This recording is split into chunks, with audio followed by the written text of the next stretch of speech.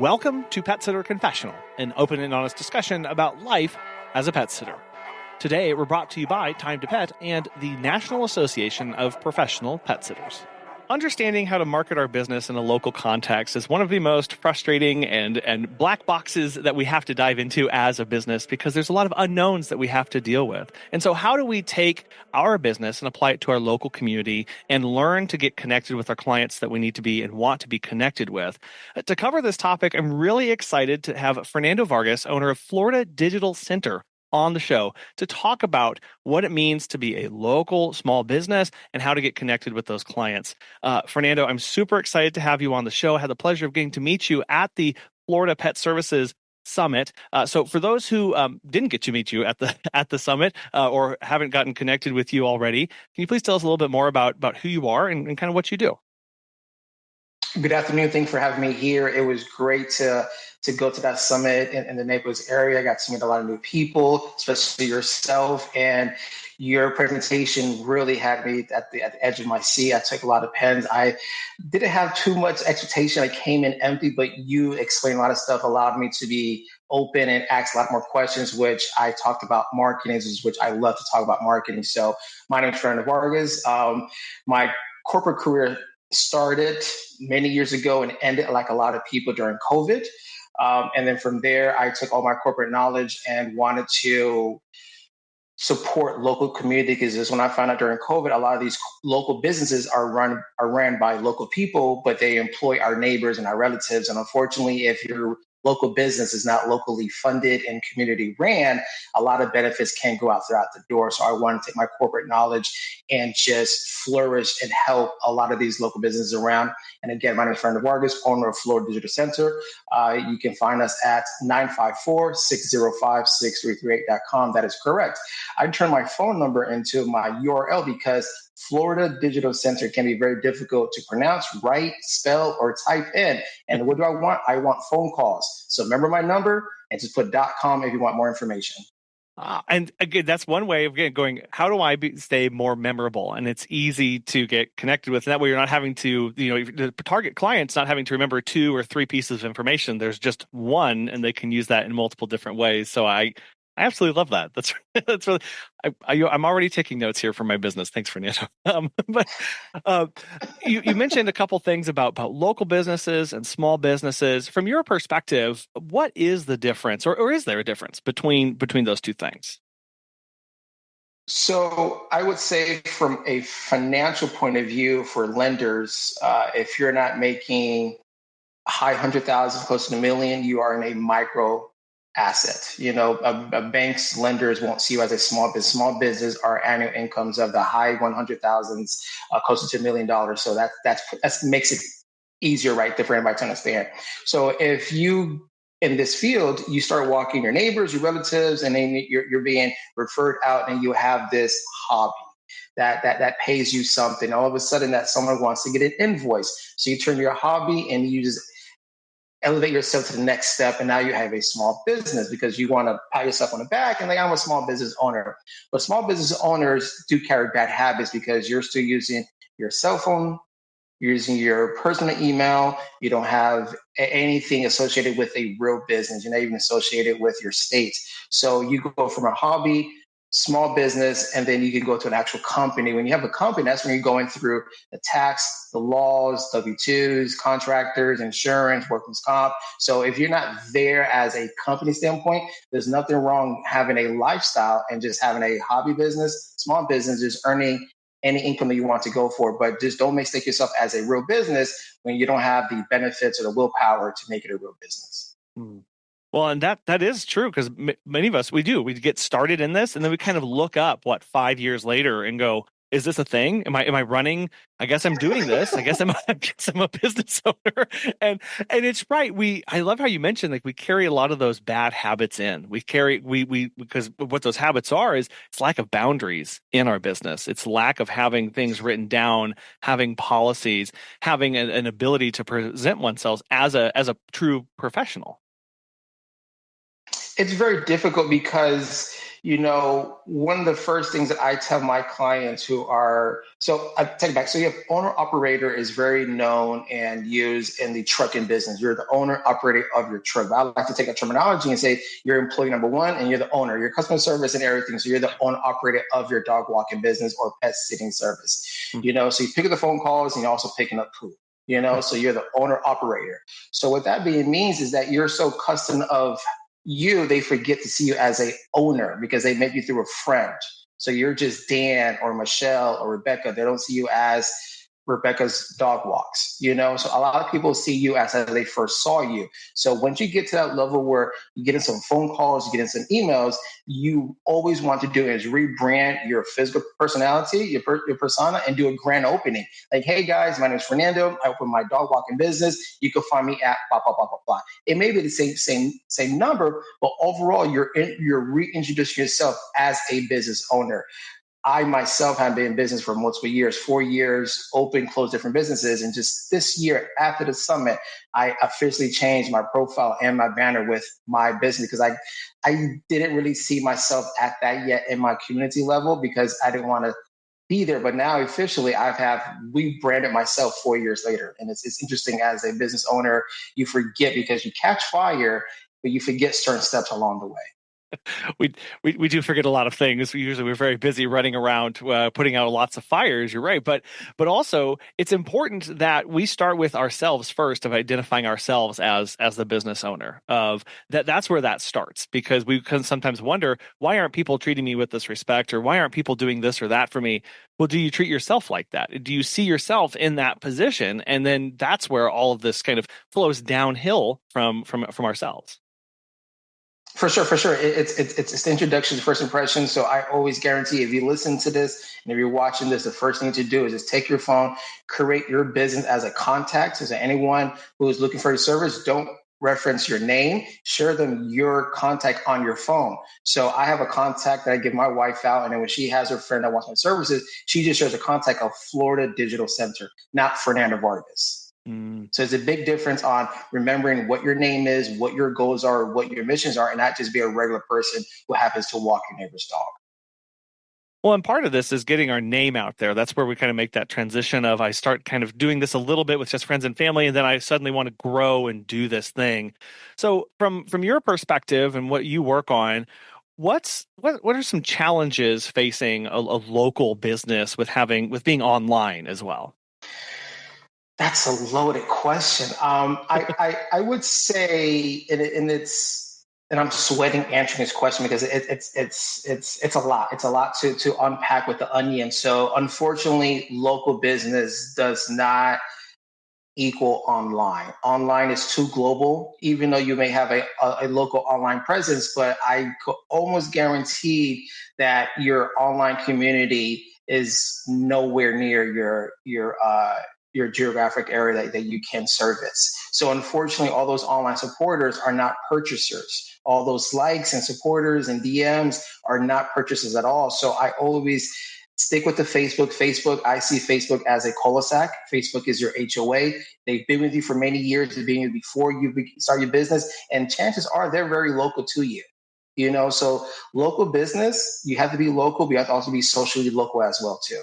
You mentioned about the for your contact on your phone, and I had to grab my phone because I was thinking about this. Going, okay, so I made a contact from my phone. What's your opinion on having a dedicated Facebook page for your business versus using your own personal business page, your own personal Facebook page to promote your business and services? I would say for when you're first starting off, your lowest hanging fruit is your inner circle, is your team, is your rah, and they're going to see it from there. But eventually, people who don't know you don't know your humor, don't know your political views, don't know your relationship, don't know your religion, and you don't want to cross paths, and you don't want to introduce people to people already know your thick skin. So if someone's looking and they have your personal page and you threw a meme out there, and it's plain and simple what it really means, but that new person may not get your joke, and it's tough. So it's very important to dress how you want to be addressed. And it leaves space too down the line when your business does get busier. Then you can kind of reclaim, oh, I have a personal life. I need my personal Facebook so I can follow my friends, my family. I can post pictures of my kids, or of my own pets without having clients piling on there and doing this other stuff. It is kind of a nice barrier to have between kind of you and the outside world, just to keep a little bit of your own self private, because we do need that moment, that time as well as a business owner to go, I don't want to be I am a business owner 100% of the time, but I don't want to have to act like a business owner 100% of the time, or I don't want to feel like I'm in the spotlight 100% of the time. So you kind of carve out that little area for you as well. And then tell your friends, tell your small circle, well, go like my business page. Go help me in that way, but I'm going to keep this over here to myself. For sure. I really think that once you're having a game plan on what you want to do, you do want to start off with the lowest hanging fruit with your relatives and family and friends who you've have walked in the past, you supported in the past, you have volunteered, you did something for free. Give them the excitement that they're going to cheer you on to be part of that support. But ultimately, when people are going on your page, Rebecca's Dog Walks, they want to see Rebecca dog walking. They don't want to see Rebecca's baking a cake or anything not associated with that. You're trying to be an industry leader. You're trying to copycat, and you're trying to be something completely who's not you. Yes, you want to invite these new people and prospects and old friends coming on your page to get to know you, but allow them to get to know you as a business owner, not as a person yet. Eventually, they'll learn you as a business, but get to reintroduce yourself as a business owner. Draw that line in the sand or in the snow or wherever you're from, and just say, hey, listen, I'm a business owner. This is what we offer. This is what we do. And this is what we specialize in. And if you come onto this page, you're going to get educated. You're going to be a smarter when you left. If you have any questions, please reach out. Again, what is this for? What's the purpose of this? And having that clearly defined in our own minds so that we can clearly communicate that to other people, so that there's no really muddying the waters there, because it is difficult to get your name out there and get people connected with what you're actually doing. And I know when Megan and I are working on our social media and on our website and stuff, it can be pretty disheartening to see the number of other businesses out there, especially large multinational, large, huge conglomerates who are also posting on the same things or popping up in the same feeds. For a local business, is there anything we can do to compete against that, or is competition not even the thing we need to be involved in? Kind of, what's your perspective and take on that? I would say just going back to the Facebook page, if you're starting off with your lowest hanging fruit, which are the referrals, and just go message Rebecca. That already drops the leverage down. That already drops the expectation that you're a business. So I really want to make sure when they go on your page thinking they're going to message you, they can say, oh wow, this is professional. I'll just email them. I'll call them. I'll follow the steps. You have to train your prospects. You have to train your potential clients that if you want to reach out to me, you will want me to take this seriously. Then you have to reach out in these terms that I have right here. So when you're trying to go with local, stay local as much as possible. Visit your dog walks. Visit the community that's around you, the relationship that you're going to build around you, because every relationship gets to a new opportunity. Not every prospect is a sellable item, but the next prospect may introduce something that you may not have that circle for. So it's always important to be local as much as possible. Go to the event, see what's going on. Go out with your city hall meetings. Be as local as much as possible. Internet is fine and great. You can have a great online community, but local, real people hire you, not online. Yeah. Because that's really is our power there. Our superpower there is we can go knock on doors and we can go introduce ourselves to other people and get out of the online world. Because I think about this a lot. I don't have the ad budget that Coca-Cola does or anybody else. Big multinational companies. I don't have the ad budget. I can't outspend them on Google clicks. There's just no way. So why go that route? I need to find other strengths and other things that we can do in our business that will help facilitate and help people understand who we are and what we do. So I've been in business since 2020, and I've only done one Google ad job, and that's it. They had the budget. It was a law firm out of North Carolina. It was referred to me, and I took over their Googles, and it went pretty well. They had the deep pockets to compete. But in the local space, when you're doing it by yourself, you start off as a part-timer because you have a full-time job. And then all of a sudden you can take this part-time into a full-time thing and you know nothing about it. But do you know what beats a ad budget? Is seeing your neighbors walk your neighbor's dog. Mm. That beats any Google click. You can't buy that. We live in a community of 10 buildings here in Boynton Beach, and we have walked a dog in every single building. That's marketing right there. And then we're just walking, and then when one of our dogs that we see us with another dog and they get excited or they get jealous and the owner sees how happy they are to see us, you can't buy that. There's no ad spend on that. And unfortunately, these small businesses put so much money thinking I'm going to get some sexy content. I'm going to boost my sales. But guess what? You don't know your customer journey.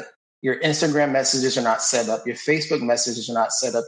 Your website messages are not set up. You're probably not on Google. So you spend all this money and they're going to go and click and try to find you. You have inaccurate information. Your name is too long.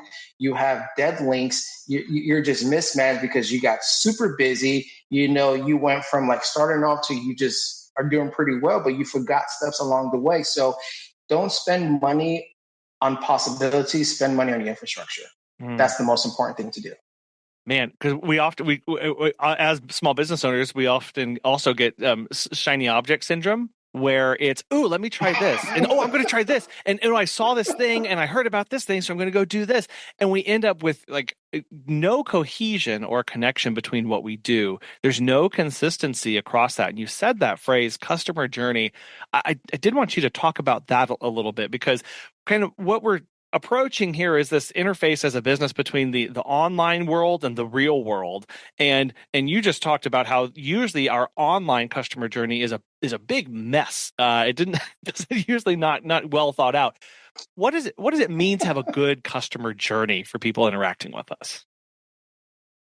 Okay, great. So I would say if someone goes on my Instagram page, I know there's the Q&A. I know what questions, I know what's pinned, I know my customers. And then on Facebook, I know that. So whatever platform you're on, do you know how you're going to be searched on that platform?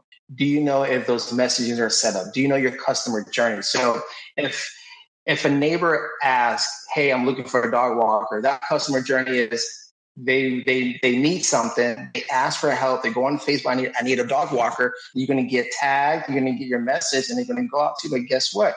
You're probably using your personal phone, and when you get an unknown number texting or calling you, you're not going to pick up. Mm. But if you had a business phone number, Google offers free Google line. So when that person texts or calls that Google line, you automatically know that is a business transaction ready to happen. I'm going to stop everything to take that call, because if an unknown number calls and you have scam likely, guess what? You lost potential clients. So it's not about being everywhere. It's just understanding the possibility where you're going to be found and what's that customer journey look like. And ultimately, what does the return look like?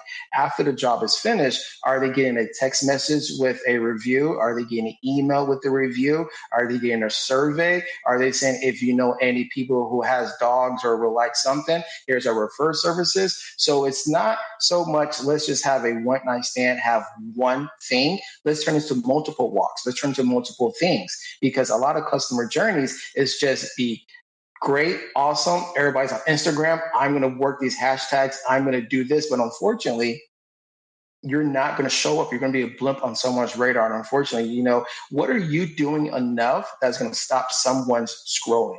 And unfortunately, you can't predict that.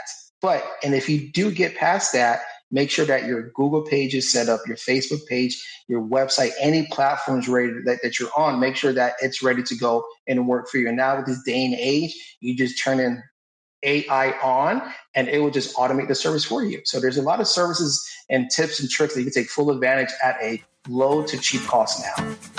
Have you heard of Time to Pet? Chris Ann from Raining Cats and Dogs has this to say. Becoming a Time to Pet client has been a game changer for us.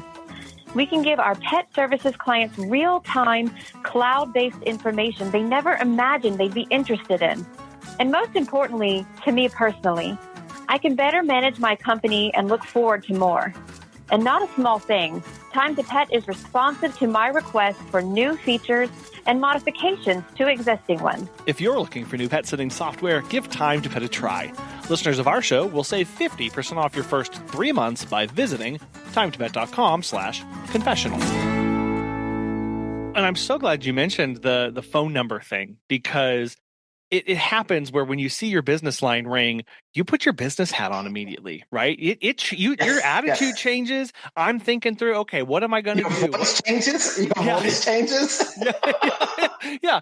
I kind of feel like you kind of feel like Superman rushing out of the with ripping the shirt off, being like, I'm a business owner now. I'm answering my business phone, and you kind of get ready for it, and you're in the mindset of answering those questions, and you're in the mindset of how do I talk to this person versus just the random messages that pop up on social media to your personal page or your personal phone that you kind of get, like you said, busy or squirreled away in. It's not a good experience for that person who's reaching out. They may have a genuine question. And if you haven't thought through, how do I want to be contacted so that I can be consistent and I can be kind to this person, but also so that they can get their their questions answered in an appropriate and straightforward manner, that sets up that relationship from moment zero. They're reaching out to you. What do you want them to experience? For sure.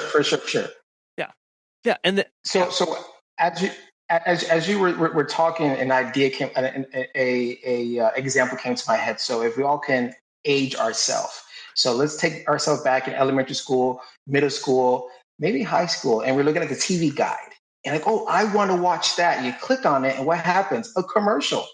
But the TV guide doesn't tell you that this show is on or not on. You just scrolling through like Instagram. You see something and you click on it. When you go there, are you impressed or not impressed? Do as much as you can to continue impressing someone every time they click, to go further and further and further, and hopefully they become a return customer. And then have that back end care as well, so that you continue to stay in touch with them, so that it isn't just a one-time thing and they forget about you. Stay back in contact with them, and whether that is reaching out through a survey. And as a business owner, that's one of the scariest things that I have to do is send out a request for them to review us, because I can get my feelings hurt really easily because I think we did a good job, right? But it's so important to get that feedback. And it's not just feedback for you, but it's another point of contact that you have with that person, that client. And it shows them that you really care about how you did. You're invested in this and you want to make sure you're doing a good job. Oh, for sure. So my wife and I, we have a dog walking business. It's called Pupping Away, Premier Dog Services here in South Florida. But our main focus is Boynton Beach, the area that we live in. Our longest drive is like 10, 15 minutes. So I've heard at the summit that some people are driving a lot further than what the job is for. They're driving 40 minutes, 30 minutes for a 15-minute, 10-minute check-in. So we're going in over, we're about to we're about to end the year, like a year and like 6 months. And we still have no website. We just have a Linktree link. I know that someone is interested, they want to get to know us, and they want to set an appointment. And those are the 3 steps that we offer. And that's what we do. And every day we get a Google call because we set up our business the local way, because all of our reviews come within our 10-mile radius to us. Because if you get all the review traction in your town, and when someone in your town looks for something, Google and the search engine is like, hey, there's a lot of gossip about Pupping Away. Let's bring them up into the communication, because everybody happens to say the exact same thing. So if you're getting all these likes and comments, unfortunately, that does not get seen, because people are going to search you and they're going to look for your credit. Do you have any street cred? Is your business neighborhood famous? And unfortunately, a lot of the online clicks and follows are not going to turn into customers. Is your business neighborhood famous? That needs to be on a t-shirt if that's not already. But it's true. It's really true, because like, is your business neighborhood famous? And the only way to prove neighborhood famous is the referral. How close is everybody around you from your business address? So if you're operating out of your house, Google has an opportunity where you can hide it and you're just a service-based business. So there's a lot of things you can do to hide your address, still have a legit business, because a lot of these dogs are $1,000 or more. So if you're going to watch and take care of a $5,000 dog, you better meet their criteria, not just a couple likes on Instagram. You have to meet these checkpoints, because it's difficult. It's very easy just to walk and pick up, but unfortunately, there's allergies, there's sickness, there's medicines, there's tantrums, there's behaviors, there's crossbreeds between this breed and that breed. You have to be educated. You got to go to the summits. You got to have these continuing educations. You got to get certified. There's a lot that goes in your business, and one of the things that we offer in our consulting services is two things. One, continuous education, which is also known as like your value proposition. What is your value proposition? What are you offering that makes you different from the others? So what we offer locally is that we're on demand, local, family owned. Those are our three things, and we stick to those three things. We're not trying to do anything extra. We're just local, on demand, and family owned. You mentioned a couple things up to now of talking about, being found locally and how the comments and the likes on social media, they don't really surface you. So talk to us about that local SEO and how we can make sure that our business is being found. Yeah, I'm not saying don't do anything on Instagram or Facebook or Twitter or TikTok. Do as much as you want, because when searching, your different pages will show up. So if someone's searching for a way, they can see Facebook, Instagram, all the platforms that we're on. But we want to make sure that all of our platforms are relevant. So when I deal with my clients who has a product-based business, it's great to dominate your area and tag your location, tag your city. But another free thing that you can do on Instagram and Facebook and Twitter and all those conversations, you can at a different city. So when people are searching of different cities and the timeline, your story or your post will come up, which is free. You have to pay that on Google to show up in those areas. So there's a lot of free tricks that you can do to promote your business. So if you're going to post, tag your surrounding cities that you want to populate in, tag surrounding cities that you want to advertise in, and that's a free thing that you can do. It just takes one click at a time. Well, and so that's social media, and making sure that we are optimizing that by tagging those cities and by using those keywords, so that, because people do search on social media for things, and that still boggles my mind, and that's hard because that's not how I use social media, right? I'm not using social media to search for services or things like that, but I, as a business owner, have to remember that people do use it like that. And so it might not be my first reaction, but I do need to be ready and to be found in ways that other people locally are going to be using it. So the two parts in local is how locally social is your business?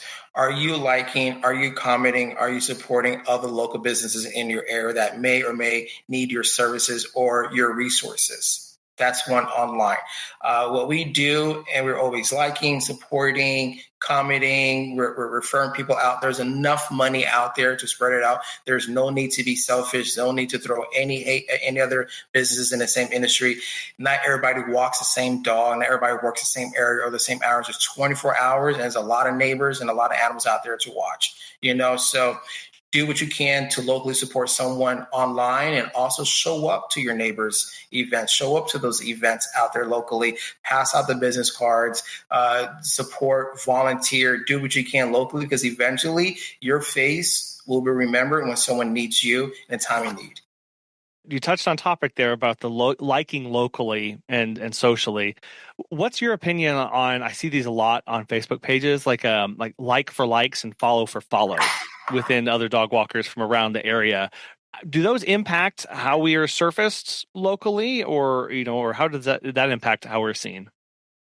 Well, I would say if you're starting a business, there is a fast track to get customers. And unfortunately, if your business is online, if your business meets the online community, means you have a X amount follower count, you have X amount likes and you have good enough content, then socially, their human behaviors, they're going to want to do business with you because you've been vetted through the online channels. So that's one part. So you do want to do the follow for follow, like for likes, all that type of stuff. But remember, who follows you and likes you, you're showing up on their timeline.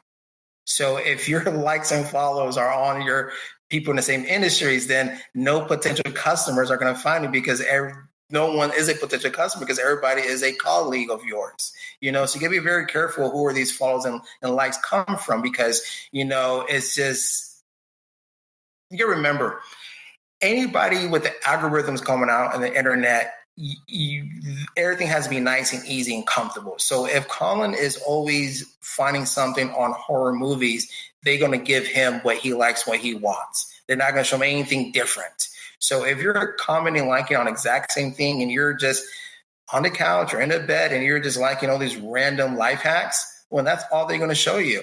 And the people are finding that's all they're going to show you. But your random life hack should be don't hire me because I'm the best dog walker. Let me teach you how to be the best pet parent you can be. So that's what they see. That's what they search in. And those are life hacks that you should be promoting on it. But the like for like and follow, it is great, but it can come into muddy waters. Well, especially when we can get disappointed when we go, man, I've got 1,000 followers, but I don't have 1,000 clients, or I've got all these people who are liking my stuff, right? So I think it's just setting those expectations appropriately too. Oh, definitely. You definitely want to manage expectations as much as possible. We were on our way driving from East Coast of Florida to West Coast to Naples. We were like, I think we might hit 1,000 followers at the summit. No. There's about 30 people there where we were 30 shy, to be honest. We're going to hit 1,000 here. And we realized that we didn't hit the 30 people at the summit, did not all follow us, so we're not everybody's cup of tea, so a lot of people may not see you as something they want to follow and like, and it's perfectly fine because they're not our clients. So you have to make sure who your clients are, where your clients are, and attack them and attract them in that way. Now, we're talking about social media. You've mentioned Google a couple times. I did want you to dive into the Google business listing and the role that plays for a local business. Oh, for sure. So, Colin, I'm going to pick on Colin all throughout this afternoon. Yes. Colin has a bakery, right? So what town do you live in, Colin? We live in Springfield. Springfield. Okay, great. So if he has a bakery, right, in Springfield, people are going to search bakery near me. Is he showing up there? Then they're going to search for bakery in Springfield. Is he going to show up there? They're going to search bakery. Is he going to show up there? So there's 3 different searches that hopefully he shows up in one of the 3. And if the last one is pastries near me, is he adding pastries on his Google profile? So it's always great to figure out, are you going to be locally searched? Are you going to be item searched? Or are you going to be organically searched? So the near me is very powerful. The category is very powerful. And also the biggest one, the city is very powerful. So if you're not neighborhood famous, you're not going to show when someone searches up bakery in Springfield because no one locally is talking about you. They're not buying from you. They're not liking you. There's no gossip about you. So locally in Springfield, he's not going to show up. But for bakers, he's going to show up because he did a great SEO to attach bakers. So ultimately you want your Google listing, your Waze, your Apple Maps, because there's iPhone users out there. And it's easy and it's free to claim all of these platforms very easy. So Florida Digital Sensor, we have a platform that we can sync your business up to 50 different search engines because you never know where it's going to find you. You go to Alexa, you can go to Siri, you can go to Apple Maps, Waze, all these different platforms. Someone's going to search. So you have to be found. The biggest one, it is Google, but not everybody uses Google right away. On certain phones, Bing is out there. If you have a Chromebook, Chrome's going to show up, which is Google as well too. So you got to make sure that your listing, not just Google, is filled out. Accurate information up-to-date information. And here's the keyword, up-to-date, regularly. Because if you're not regularly updating information, these platforms are going to say this business is not in business, and we're going to just drop them and make room from other business who are being searched. And that's a task that we put on our list of, okay, I uploaded a bunch of photos, really good photos last year, right? I'm good to go. No, right? It's a good reminder, Fernando, that we have to continually feed that just a little bit each. Is there a recommended, posting schedule to that, or is it just going in, once a quarter? Is that enough to, just so we don't get overwhelmed with what's necessary for this? I would say you would need to treat your business like a child. How often are you feeding your child, and what are you feeding this child of this new business? What nutrients are you giving? What does the triangle food looks like? So that triangle can be a mix of local posts, which is like Google, Yahoo, Yelp, Bing. Those are local posting, because eventually they like the cuteness that they saw on Instagram, but they want to go to your website. So you have social media as one, which is the bottom. Then you have the other two top of the pyramid will be website and your search engine. Those are the three things where you should be posting, and it should be, you got 7 days, 24 hours. On a aggressive level, every 3 days posting something on one of those three channels, which means different platforms. And knowing what we're posting for, I think that's important, because you listed three things there: locally, item, or organically. And I know we've looked at stats for our own business and been kind of frustrated of like, why are we showing up for that, but we're showing up for this other thing, right? And it can be maddening to then try and dig deep, but then go, sometimes it's easy as going, oh, wow, we posted one time about this one thing, and that's what the algorithm latched onto, because that's what people were searching, and it kind of gained momentum with that. Now, how do we redirect that with other posts or with other things on our website as well? I would say the quickest thing to figure out what to post is that once you get a phone call from a prospect, thanks for calling. How did you find us? What were you searching when you found us? And then from there, you figure out what to post. Yeah. So we got a call from someone over the weekend from Google. They just typed in, I think it was Janelle was on a phone call, and I'm like in the background, ask us how they found us, and then she's giving me the finger, and I'm like, ask us. And she's asking how cute it is, what age it is. I was like, forget the dog, ask us how they found us. Like my marketing is like just jumping out, and she just cares about belly rubs and everything. The cuteness is going to happen. You're going to get paid to do the belly rub, but eventually find out how they found you. Yeah. You just never know how your business cookie crumble is going to fall into theirs. So it's very important to ask these questions to know what to do. I live and breathe by numbers. So if all my interactions on these platforms are done on this platform, so I know that all my attention needs to go on this platform, and there's a trend. Yes, get an Excel sheet, get a Microsoft Doc, get whatever you can, and follow the trend. We're getting a lot of calls at this time. We're getting a lot of calls from single parents or young professionals or elders or seniors. We're getting a lot of, multifamily, follow the trend, see what's out there, and just promote yourself in that way, because numbers don't lie, and numbers helps you go to the bank and deposit money. Our friends at the National Association of Professional Pet Sitters, or NAPS, want you to know that you're invited to the 2025 conference. It's going to take place February 28th through March 2nd of 2025 in Tempe, Arizona. The conference theme this year is Enrich and Elevate. Their goal is to bring together industry leaders with session topics that are idea-focused and on a wide range of subjects to foster both learning and inspiration for your mind, body, and business. Register today at petsitters.org.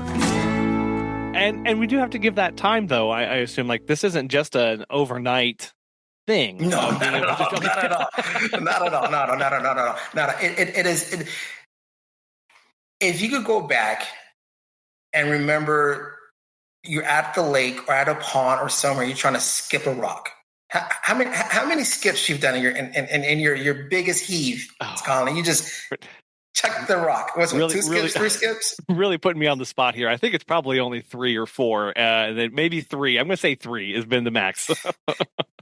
Well, unfortunately, that's the same thing as businesses. They have an Instagram, they have a Facebook, and sometimes they may have a website.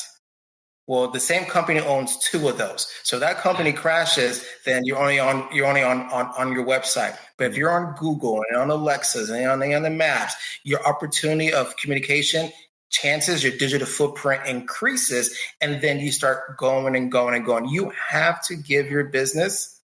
It's like going to a singles night thinking that someone wants to dance with you.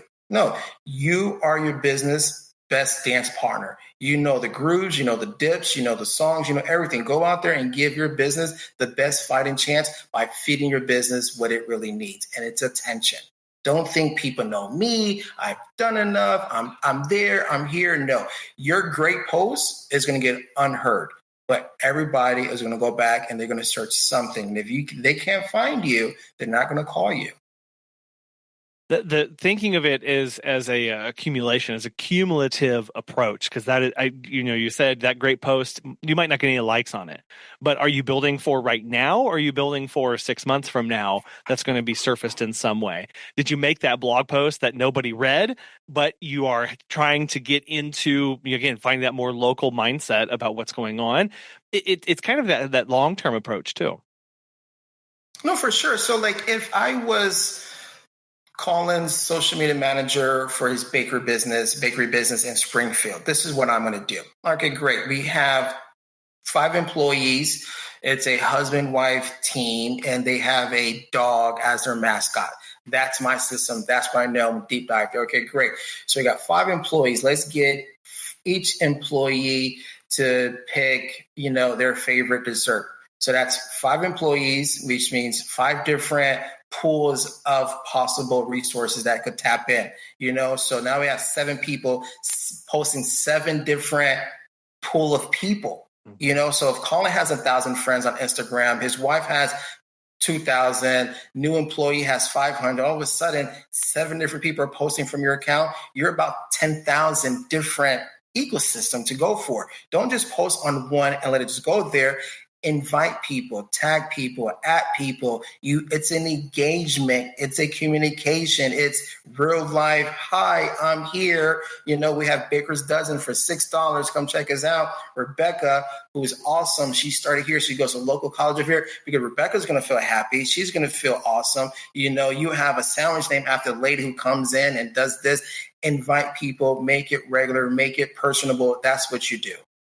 And that keeps it fresh as well, because you mentioned you do have to post these things all the time. Because just because I see this a lot, and I get this tendency too. This is a me thing, Fernando. I'll post one thing and I'll go, "Welp, I posted about that. What's next?" Right? Instead of going, no, not at all. Make the post on it. Comment someone. You're going to do, you want some interactions with, and on your personal page, say, hey guys, I just made a great post about the storm season coming up. Make sure you check it out. If you don't know, check it out. Here's some other things we've done. So now it's on your business page. People follow that's going to see that. Then guess what? Colin just liked something because Facebook tells you what you just liked and what you just changed. Good to go. Awesome. And then guess what? His wife made something. So now his wife's friends are seeing it. His other 5 employees are seeing it. And now all of a sudden you're going to, guess what? Tag your clients. Hey, guess what? Here's a great photo of us. He had a rash or she had, the wrong collar on. We educated the pet parent. Tag the parent. Hey, parent, can we feature you? And they post, sure, no problem. So all of a sudden, one post has a city tag. It has 4 people attached to it, has a real life testimony out there, and it has a dog photo with his belly up. Who's not going to like that and want to see and read more about that? So in one post, you just engage in different ecosystems. Yeah, and really doing that cross ecosystem, cross person connections, that's really going to help drive that. And what all this is about, putting all the pieces some of the pieces together here for Fernando, going, right, I'm digging into my local network for my local community, for my local business, and seeing where I can get eyes and ears and buzz about what I'm doing. And I think that also helps put it into context too, because many times it can be overwhelming to know what I'm supposed to be posting. And you mentioned this right at the top of the show of saying, it's online is too global, right? It's too much if you just view it as that. Like that's too big of a bucket. I can't do that. But if I go, it's a smaller area. I can get more connections. I can tag more things locally. It helps it be workable for us too. So I heard this one time in my corporate career. You can be a big fish in a small pond, or you can be a small fish in a big pool, or a small fish in a big pond. Which one do you want to be? And a lot of people don't want to be a big fish in a small pond. They want to be with the big boys. But unfortunately, there's a lot of sharks out there. And those sharks have ad budgets. They got marketing departments. They have an HR department. You're just you, your wife, or you by yourself. And that's it. And guess what? You probably go to college. This is part-time. This is not a full-time thing for you. You have kids. You're in retirement, out of retirement. It's the economy. Who knows what's going on? Unfortunately, you can't compete with a well-funded business that's a brick and mortar. But you, as yourself, be the big fish in your community, because everybody's going to know Deborah. Everybody's going to know Linda. And guess what? Everybody eats at Collins Bakery. And guess what's at Collins Bakery? Local dog walkers posting it in its local community section. Panera Bread does it. Starbucks does it. Go back on the corner, way to the bathroom. Pin your business card up there. Go to your pet stores. Pin. Be local. Humble yourself, shake hands, and do guerrilla marketing. You can do the local approach online, but just don't think that there are millions of people. If I just get 1% out of Springfield, oh my goodness, I'm going to be ready. But are you really ready to take that approach? What if your marketing does take off? Do you have a customer service number? Yeah. Do you have a return response? Do you have anything set up? Probably do not. So you want to manage your expectations. You want to manage your chaos. You want to control your growth, because if you do it too much, then is your business ready to take on 10 new clients when you've just been doing 3? Well, and we think about that a lot. It's very appeasing, though. It's very attractive as a business owner to look at marketing options and to look at ways of getting out there. And you may get contacted by a radio announcer or a DJ, or do flyers, and they're like, "Oh, we 300,000 people listen to this or see this," and it's like, just like you're saying, great. If 1% of those people reach out to me, I'm swamped. I don't have the staff to take care of that. I don't have a system or a journey to take them on. I need to grow little by little, so I can be kind of putting out those fires and learning along the way, so that I can grow with the size of my company, as opposed to just jumping right in there and then collapsing under the weight of success ultimately. So before coming on to this planned meeting, I went to my GoDaddy. I make sure that all my domains are active, because after this phone call, I have no idea what's going to happen after this interview. But I am prepared that my domains are paid off, my things are up to date, because your platform is well respected, and if you bring someone on and they don't look like what they offer, then guess what? You just wasted somebody, and then I inadvertently lost confidence in your listeners, because who is this ad guy, this marketing guy, and his website's 404 error, can't link, can't click, can't do nothing all of a sudden. So before coming here, I prepared my business, my post is legit within the last 72 hours, just in case you want to check me out. I'm there, I'm ready to go, because you got to treat your business as serious as possible. You can't just roll out of bed and just do this and do one click. It's easy. Oh, I'll do an X amount post in the bathroom, or I'm at the traffic and I can do this.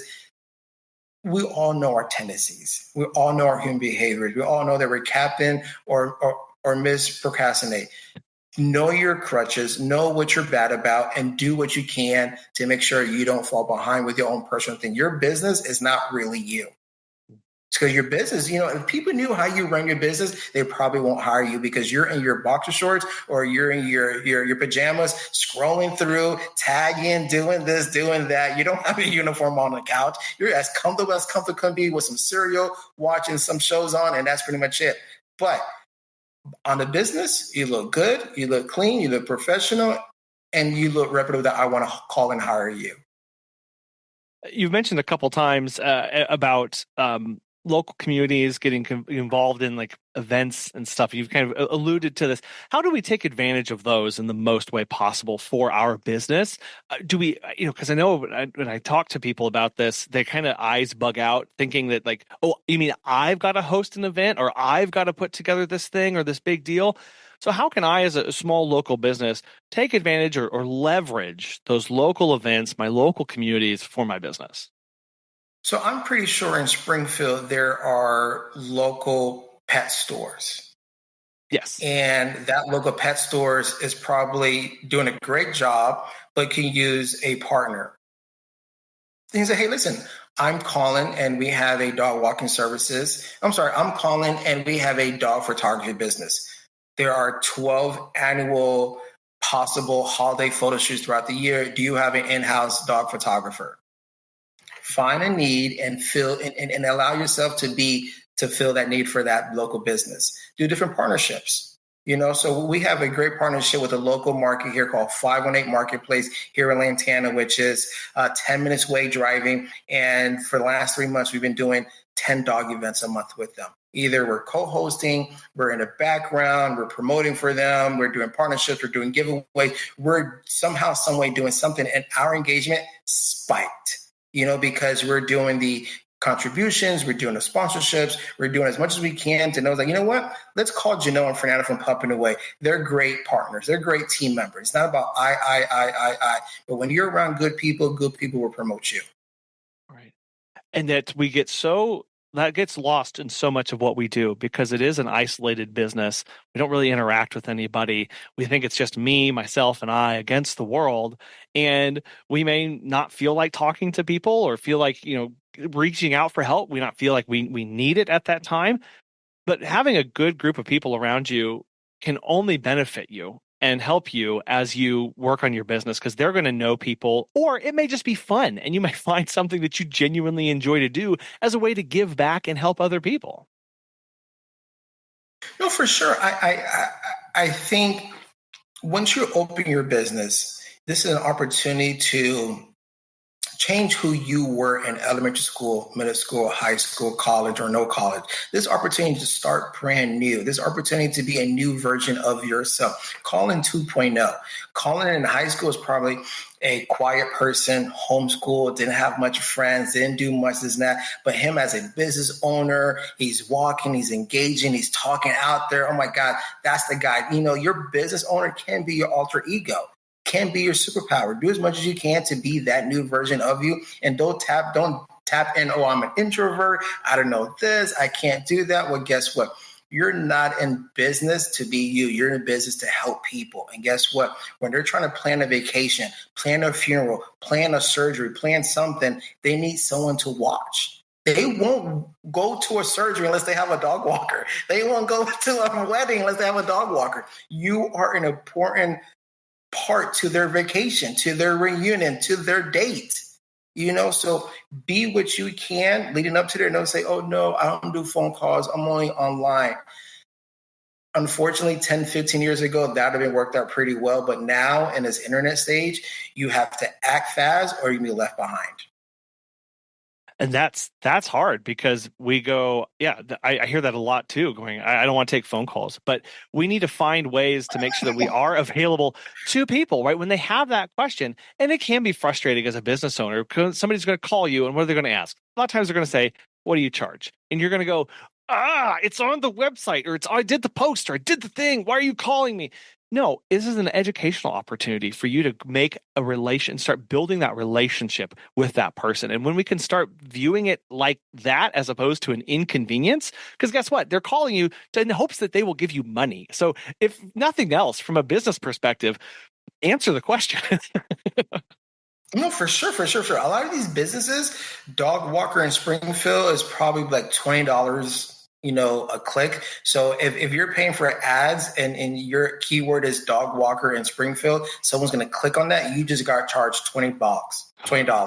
But if someone calls you for free and say, hey, how much are you charging? Hey, how you doing? I'm calling from Colin's Dog Walks. How'd you find us? Oh, I found you on Google. Okay, Google. Okay, where were you searching? Dog walker in Springfield. Okay, good to go. Okay, yeah, how can we help you? Okay, yeah. answer the question to the question that you want to be asked. Yes, they're asking how much it costs, but control the situation, control the movement, control the conversation, and find a way to get there, because you don't want to say, oh, we charge this when we're not looking. There's a chance to upsell them. There's a chance to add more to the service. What do you need the walk for? Oh, we're planning for this. And okay, great. Well, let me introduce you to our walk package. You can buy 10 at a time and then use this as it go. And when you buy 10 at a time, that gives you opportunity to cancel within 24 hours. But if you buy one at a time, guess what? We need 1 week advance. So there's a bunch of opportunities because they called you. You did the marketing, you did the posting, this and that. And you're going to complain that they called you and then they didn't know what you offer. Who cares? They called you. Guess what you want? You want your phone to ring. Now, here is your 10 seconds to keep them on the line. And if you can keep them to the 30, and there's a few labs in there, it's about customer service. Allow the person who's calling you to be a customer and allow yourself to be the representative of your business. Don't have an attitude because they're not educated. Guess what? They don't know who you are. You're a new business. It's like, you go to Starbucks, the system. Yeah. You know how to order because Starbucks taught you how to order. Starbucks had taught you what to do. Starbucks gave you their language. But if you're a new business, unfortunately, they don't know who you are until year 5, if that. Yeah. And again, because a lot of people have never used a quote unquote professional service or dog walker. A lot of people don't know what to expect or haven't had to do this before because they've used friends, families, neighbors, and acquaintances, right? They don't have to go through a formal process. And so it's beholden on us to say, hey, great. So glad you're talking with me. Here's what my process is. Can I learn more how I can help you or whatever way? It's an educational opportunity. And I've found that taking that time, being kind to that person, right, first and foremost, answering their question, it really goes a long way to helping build that trust right from the get-go. So you asked in the beginning, what's the customer journey? The customer journey is in 1, 2, 3, 4, 5 steps. I'm looking at my notes over here. So the awareness, where did they feel that they are aware? Like, oh, wow, I have a date coming up. I need to go and look for a dog walker. Okay, that's awareness. Now, the next step is, can they find you? And once they find you, what's your reputation? Do you have reviews? Do you have clicks? Do you have follows? Do you have engaging engagement? When you're posting, are you posting 90% sales, hire me, and 10% education? Or you on a 50-50? So you peaked, their awareness was peaked. They trying to find you. Are they reading good things about you? And what's that conversion like? Do you have a conversion? Do you have a Google form? Do you have a link? Do you have an estimate? Do you have an accounting platform that says invoices? Can they pay on invoice? Are you accepting Venmo, Cash App, anything? So you got to make sure that in the 5 steps of being awareness, finding, reputation, conversion, and at the last part, advocacy, can they come back? So it's always important to be the customer, always important to understand the customer's point of view, because if you try to be from a business point of view, you're gonna forget about the customer engagement. And guess what? Customers pay our bills. They do, and we often forget that. And sometimes it's no, if they weren't on there. We've talked a little bit about online presence, people finding us, a little bit about being in the community, taking advantage of that, and then kind of right here on the back end, taking those phone calls. I would like for you to maybe just try and put that all together for us of what this traditional marketing versus digital marketing, kind of what those would look like moving together, and kind of a holistic approach that we can use. So I would say, everything I'm saying here, please do your own research. Everything that I promote to my client is based off my experience here in Florida Digital Center. I've taken clients outside the states. I've taken clients outside the country. But before I take on that client, I'm doing my local research. What's being sold there? How's that being sold in that community? What's that language? What's the temperature in that area? So when a business in Florida reaches out to me to help them, I, as a born Floridian, knows what's going on in Florida. I know the snowbirds. I know hurricane season. I know what's going on. So if you're trying to do something during hurricane season, we're probably not. I'm going to tell you, don't have events. don't have parties. If you're going to have parties, have indoor party, So when you're trying to do XYZ, make sure you're prepping and planning on, watch the weather, watch this, watch that. Do you have posting coming up? Are you selling tickets? So it's all about understanding the community, understanding, is there a parking allowed it? Is there instruction? Is there a map?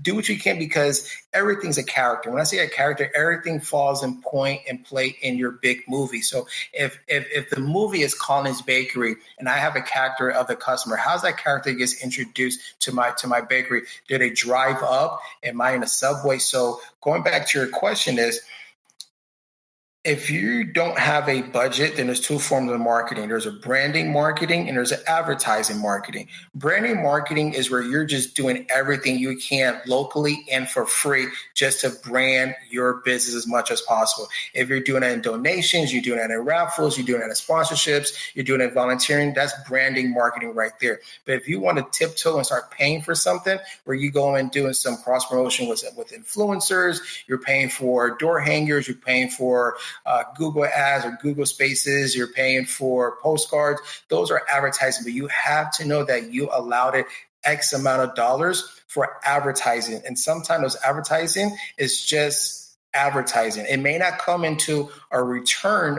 of a sale, but you're just put $500 away, and this $500 I'm going to pay, and for printing costs, I'm going to give away 100 business cards, so you're either doing two steps. You're doing local business branding or local business marketing into the advertising, where you're actually paying for those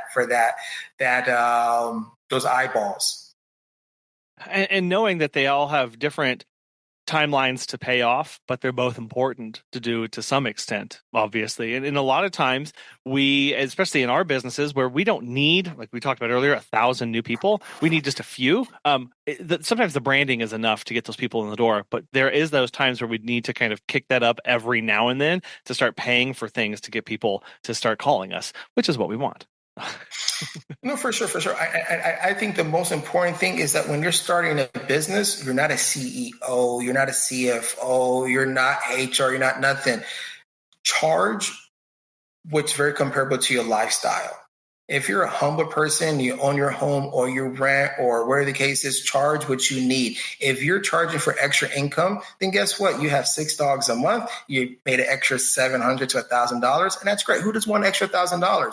But if you're trying to turn this into something, then you got to put everything in play to go from $1,000 to $10,000. But that big gap is a lot of elbow grease to put it in there to make a big difference, to go from that very first follower to that 5K follower, from your 5th client to 10 new clients. It's a lot of hustle. It's a lot of attention needed to this business. The business is a baby. Are you feeding your baby? Are you getting this business the attention? Are you holding his hand? Or are you allowing this business to drown by itself? And a lot of times, these local business owners meet certain milestones of success and they forget that their business can't defend by itself, because their business is very brand new and don't understand how to defend by itself.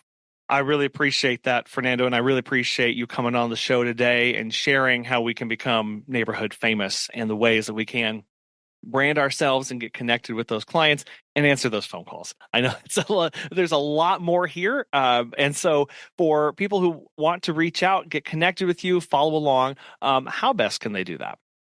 Awesome. So Florida Digital Center, again, 954-605-6338 is my number. 954-605-6338.com is the website. We specialize in 3 things: brand voice, online reputation, and business management. Those are the 3 things we offer. And if you are unaware of what your business is doing for your clients, your followers, your listener, we're going to give a 50% off or $50 only, where we just give you a digital audit. And with that digital audit, it'll give you a 7-page report on what your business is doing compared to others. And they give you a great roadmap. Normally that's $100, but for your listeners, we'll drop down to $50. But you can always follow us at Florida Digital Center on all platforms. One more thing. If you're under 2 years, you still can change your business name. If you're under 1 year, you still can change it, but don't get stuck on the same name if it's not turning out. All these underscores and these numbers and is that your business name. This might be your mission statement or might just be your slogan, but it doesn't hurt to change it under 2 years.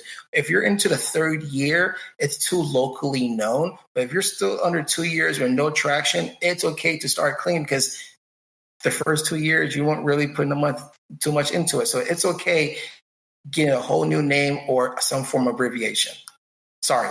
No, you're fine. I'm glad you said that, because sometimes we can become so attached, like emotionally, to the things that we did, that it can be hard to break free and make those tough decisions. So knowing, hey, you got a little bit of time here, it's not too late, go ahead and make that big change if you're needing to. That kind of helps us breathe a little bit easier as well. So we can kind of go, I'm free to make that decision and take the advice that I get so that I can get to where I need to go.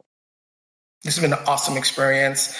Talking to you at the Pet Summit and over email, just confirming, what to say and how to say, because I wasn't too sure, because I've done a few different interviews, and it's very, business like, but this platform that you're offering, it is a safe place, because, when you come on here and you hear other stories, it's very relatable. And the episodes that I've heard in the past, I've gone to Gina. I was like, hey, listen, we got to add some new things here. Some things are happening on the pet community side, and we got to make some changes here. And I've learned that from listening to your previous guests on. Well, Fernando, I really appreciate you coming on the show, and I appreciate those kind words. That does mean a lot, and I'm glad it's been helpful to you. And I appreciate your time today. I know you've got a lot going on, so thank you again for coming on and sharing today. And I'll make sure those links are in the show notes so people can click to those and reach out about that discounted digital audit and start getting on the right path today. Fernando, again, this was a real pleasure, and I'm so thankful to have you on and having gotten to meet you. So thank you. Thanks so much, Greg. Have a good time. Enjoy it. Appreciate you so much. How do you become neighborhood famous? By being a good neighbor. Invest in people. Take the time to build relationships. Some of them will never be clients, and that's okay. One of our circles of influence are people in our community that root and cheer for us and want to see us succeed just because we're a local community business. Those are so powerful ambassadors to you. They are out in the community talking about you, building your business up just because they want to see you do amazing things. Be a good neighbor, invest in people, and take care of your community, all the while building a business and serving people with excellence. We want to thank today's sponsors, Time to Pet, and the National Association of Professional Pet Sitters for making today's show possible. And we really want to thank you for listening. We hope you have a wonderful rest of your week, and we'll be back again soon.